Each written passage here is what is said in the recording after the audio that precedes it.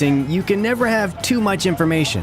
With TwinSpires, you can place your bets with confidence, whether you use handicapping insights like our Brisnet speed ratings, prime power and past performances, the guidance of our experts' top picks, or just choose a name that catches your eye. Yes! No matter how you pick your horse, bet with TwinSpires and use stable alerts to never miss a bet.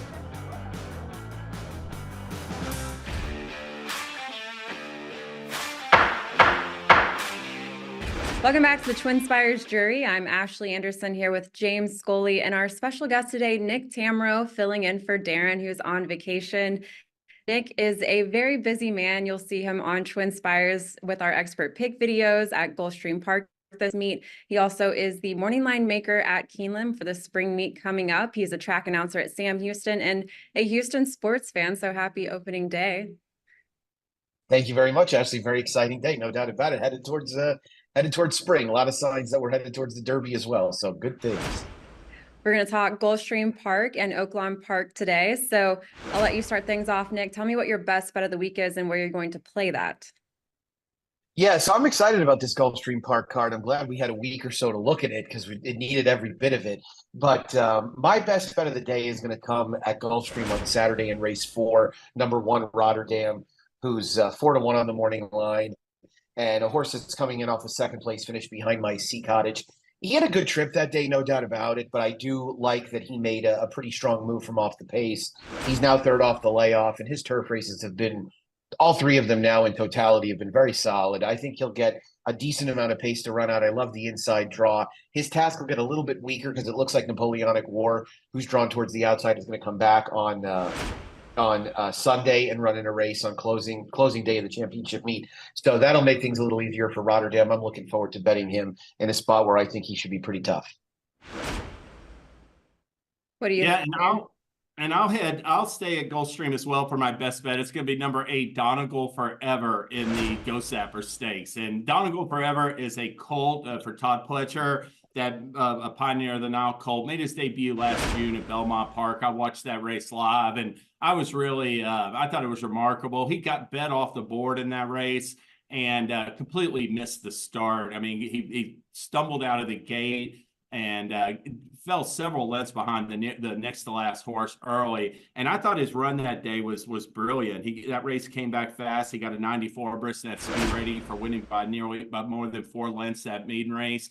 Came out of that race with something wrong with him, went on the sidelines, didn't come back until February 18th. And that was over at Sloppy Track at Gulfstream, but I was encouraged to see Donegal Forever break better that day and run a winning race. And now granted, the runner-up that day, Bourbon Resolve, he made him work for the victory, but that horse was coming off some solid efforts. I thought it was a very encouraging comeback performance and one that Donegal Forever is just going to move forward off of. I thought it was stakes quality when I saw him last summer. I thought Steel Sunshine and Tumbarumba, they really come off a hard, grueling race in the Gulfstream Park Mile. I don't think they're the toughest stakes rivals for Donegal Forever to be running against in his first stakes attempt. And I think this is an opportunity to perhaps get a decent price as well. 6-1 on the morning line. I look for Donegal Forever to run a big race in his stakes debut on Saturday, Ashley. Any concern that he hasn't clocked a triple-digit Brisnet speed figure yet? Because there's a few runners in the field that have. Well, they have, but, I think those triple-digit numbers are coming for Donegal Forever. That's what I'm of the belief that he's going to be of stakes quality, and his numbers are only going to continue to increase and rise in upcoming starts. I like the pick. I thought number 1, Lure Him In, was interesting too. First start for Safi Joseph and had that 100 Bris speed figure 2 back. So we'll see with the rail post there too. But I like going for that price because you're not getting a good one with Steel Sunshine or Tumbarumba either. Well, I'm going to take it to race 2 at Gulfstream, and I'm going with number 2, Posiblemente. I get to use some of my Spanish major here. Hope I don't butcher any Spanish today. He's 8-1 on the morning line. I'm going with a pace angle / track bias angle here. Posiblemente has the early speed to his inside with number 1, the best distance, who's picking up Paco Lopez, who was on the morning line favorite Fly the W last out. And now Fly the W is picking up, Nick, you might have to help me out here. Is it Emis? I don't know how to say his first name, but Jaramillo is his last name. And Misael Jaramillo, yeah. There you go. He's the former rider of the best distance. So there's a little flip-flopping going here with the jockeys of those two horses. The early speed's coming from the rail and the outside post. And so I'm looking for a later run to close. Possiblemente won 2 back at today's distance, and he got a career best 91 brisnet speed figure. Now, his first start was on all weather at Presque Isle. He was beaten a half length racing a mile and 70 yards. He stretched out. The next start was second again. And then finally the winning formula was 1 1/8 of a mile. So I'm looking for him to rebound here and get the win at that distance. He tried turf last out, but his trainer is a high percentage winner going from turf to all weather. He's a 17% winner, third off the layoff, and he's 5 for 11 on synthetic tracks. We're also getting Javier Castellano aboard. So I'm looking at all these angles to try to go for a price, because Fly the W is 9 to 5 and Spirit Animal is 2 to 1. They're both late runners, certainly could win this race, but I don't like the price. And I think there's a shot here at 8 to 1 on the morning line. Yeah, I mean, and he's certainly run well in both efforts there on the Tepeta at Gulfstream Park. All right, let's no doubt talk. about it. Looks like a good pace play too. All right, let's talk the horses we're fading at a short price. James, who do you have? I'm going to fade number 1, My Main Squeeze, in the fantasy stakes, excuse me. She's the 3 to 1 morning line favorite for Michael Maker. A New York bred fillies run strictly in New York bred races. My Main Squeeze has won 3 consecutive restricted stakes by convincing margins. So, I mean, she has some quality to her, but one thing about her is she's never been 2 turns. All 4 of those races were 6, 7 furlong sprints. And 2 of the last 3 have been a one turn mile distance at Aqueduct. So I think My Main Squeeze likes to race up close. I mean, she's not a need to lead type at all, but she's more of like an up close stalker. She's going to have to work out a trip from this innermost post with speed to her outside. I think she's vulnerable taking on open company in there. And I'll mention number 12, Torpedo Anna. She's coming back from a layoff. She's the 7 to 2 second choice on the morning line. I don't like the post. I think that juvenile form is overrated, or it's going to be overbet for her. So I'm going to take a shot against the top 2 choices on the morning line in the fantasy stakes. I thought Body Yaw was an interesting play at 12 to 1 for Tom Amos. If you're looking for another runner, just won by more than 5 lengths at a mile and 70 yards in a stakes that was taken off the turf. So trying to find a different angle here with some prices at Gulfstream, because I certainly think there's some vulnerable favorites. Yeah, and she ran against Tarifa 2 back. So she's won 2 of her last 3 starts, and the one that she got beat in, she ran a decent third. I mean, ran a third to a really nice rival. Nick, who's your fade this week? I'm going to fade the 8 set in race 3 at Gulfstream on Saturday, the Cutler Bay. Second time starter who's even money on the morning line. The Son of Oscar performance really turned heads with an eye-catching debut. But he set a slow pace that day. I felt like the best horses in that race really were compromised by the way things shook out. I don't love necessarily the way things are going to shake out for him here with significantly more speed lined up. He's now drawn outside. He also comes off Lasix. This is the kind of horse I want to try and beat in the early sequential wagers, like the pick 4 and pick 5, because I think there's going to be a tremendous amount of value in doing so. Now, I wish I had horses that I liked more, but he's definitely one that I want to try and bet against at what should be I consider to be too short a price in that even money or potentially, 6 to 5-ish type range. I agree with you there. I mean, he certainly had a flashy brisnet speed figure, but I like trying to beat him here in this spot. What do you think, James? Do you have any other horses you'd circle here? No, I mean, I didn't really. I just glanced at that 7.5 furlong turf stake, and I saw, Set was in there, but haven't had a real chance to break down his rivals. Well, I'm going to take it to race 9 at Gulfstream, the Sir Shackleton Stakes, and I'm going to fade number 3, Long Range Toddy at 5 to 2. The par-winning speed figure for 7 furlong races at Gulfstream is a 96, and Long Range Toddy has posted a pair of 87 brisnet speed figures in his last 2, including his first start of the season in February in the Gulfstream Park Sprint. He won 3 back at a mile when facing just 5 rivals in a handicap at Gulfstream, and he drew the rail post, but he'll face 8 rivals here. Here's the interesting note on Long Range Toddy. You have to go back 37 starts to find a time that he beat a field with more than 7 horses. So that's my angle here. He's got a lot of rivals to face, and I don't think he's going to come out on top here. His trainer's also winning at just an 8% clip this meet. He's 6 for 71, and there are no recorded workouts for Long Range Toddy since February 16th before he ran that Gulfstream Park Sprint. So I'm fading him here. I think that Oscar Eclipse is a pretty good choice here at 4-1. We also have the two inside runners, I think, have a chance in this spot. So fading long range Toddy at 5-2. Think I it's like it. I thought Oscar Eclipse was a really interesting horse too on the cutback. Obviously, looking for a starting point to his 4-year-old campaign. But these Oscar performance runners have really done incredibly well on dirt. I've been very impressed by the number of dirt stakes winners, and specifically that he's had. This horse looks like a great fit at 7 furlongs too. Well, normally I'd throw it to Darren to talk about promos, but since he is not here, I'm going to try to tackle it myself. We have two very important promos this weekend with our Derby prep races. The first is our winter money back offer. You can get up to $10 back on your win bet if your horse finishes second or third in the Arkansas Derby or the Florida Derby. And we also have 3 races at Dubai: the Dubai World Cup, the Shima Classic, and the UAE Derby. We also have a Road to the Kentucky Derby profit boost where you get a 15% boost on winning win, exacta, trifecta, and superfecta wagers on eligible races at Gulfstream and Oaklawn this Saturday. So definitely check that out at TwinSpires.com or the TwinSpires app. All right, Nick, let's look at what else is going on this weekend. So what else will you be watching for?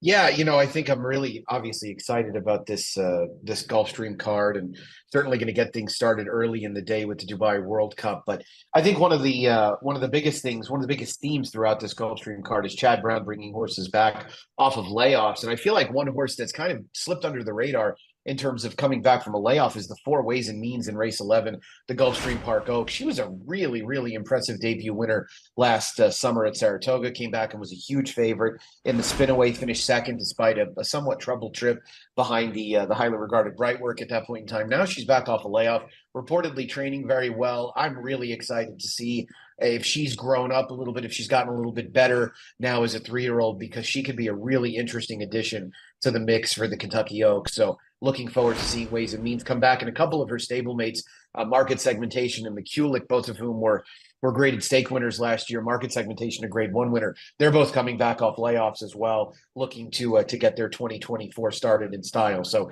big day for fillies from the Chad Brown barn, including Ways and Means, who I'm hoping is going to be set to be a real player in the Oaks.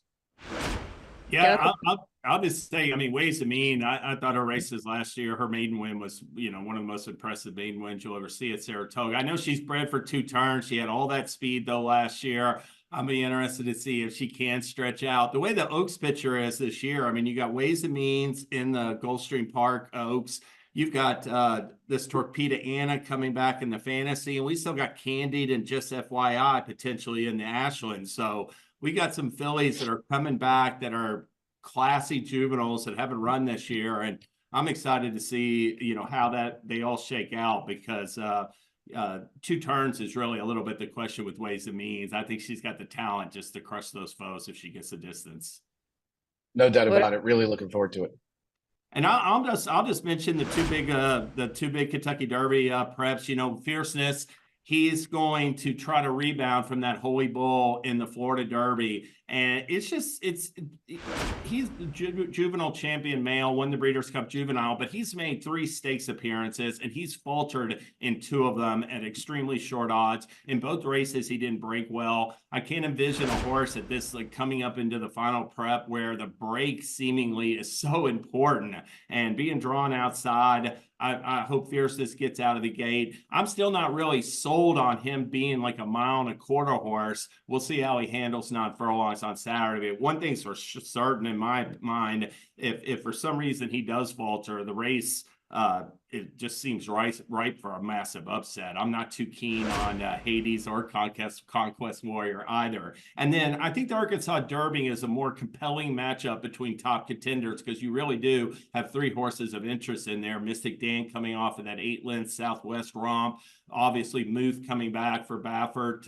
won the San Vicente sprinting his first 2 turn start since finishing second in the Breeders' Cup Juvenile. But I'm a big fan of Timberlake, and I thought his Rebel Stakes was solid, but I'm looking for him to take a step forward. He's going to need to, in my mind, to be a serious player in the Kentucky Derby. And I like his chances in the Arkansas Derby, Ashley.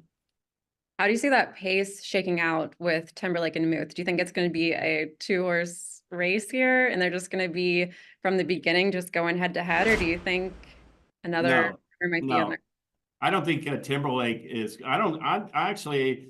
I mean, Muth could find himself on. I think he'd rather sit second as well. I mean, you do have like some speed. I mean, maybe this time for truth will come out of the gate gunning and try to show the way with Bejarano. But one thing's for certain. I mean, I do think Muth will be more prominent than a Timberlake in the early going.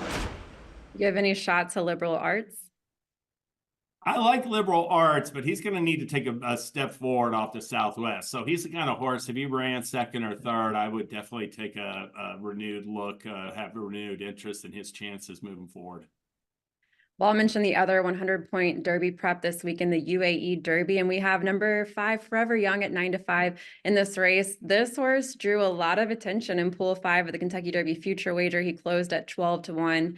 He's a Japanese runner, and the thing is, James, you've talked about it too, until we see it happen, you're not going to bet on him because a Japanese runner has not won the Derby. They're 0 for 6 and have not even finished in the money or even hit the board in the 6 starts that they have had the Derby. The UAE Derby also hasn't necessarily been a great prep either because we've had 19 starters with none of them finishing in the money, but seems like a lot of people think Forever Young is going to defy history this year.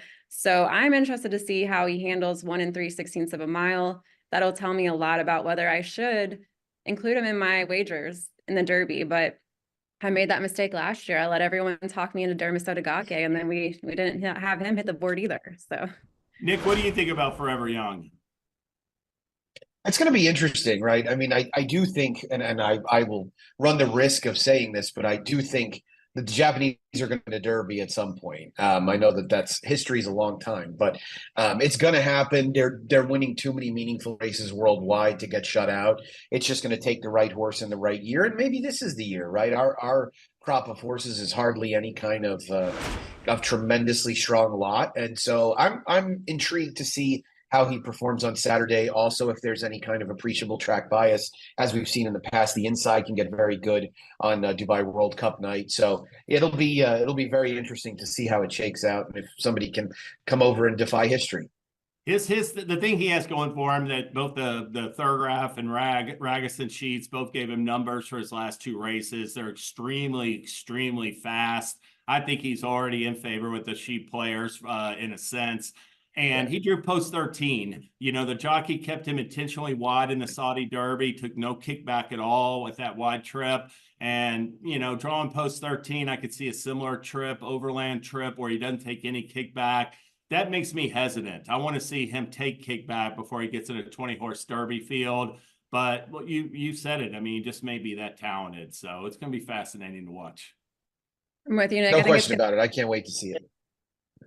Yeah, we'll get a Japanese runner eventually to win the Derby. So will it be this year or another year? We'll see. I also think Guns and Glory looked interesting at 10-1 in that race. This is a gun runner colt out of an elusive quality mare. So like the pedigree there, but definitely interested to see how Forever Young performs this weekend. And yeah, we'll just see what happens with the Derby, the Kentucky Derby as well. That's all the time we have today. Thank you, Nick, for joining us. Hope you enjoy opening day. You're playing my team that I watched a lot growing up, the Yankees. So I can't root for the Astros. I'm sorry. That's okay. It's been a good 9 years for Astros fans when it comes to the Yankees. And good luck at Keeneland, Nick. Thank you. Same to you guys. All right, we'll be back next Thursday with more best bets and fades, and head to TwinSpires for all those promos I mentioned earlier, and good luck this weekend.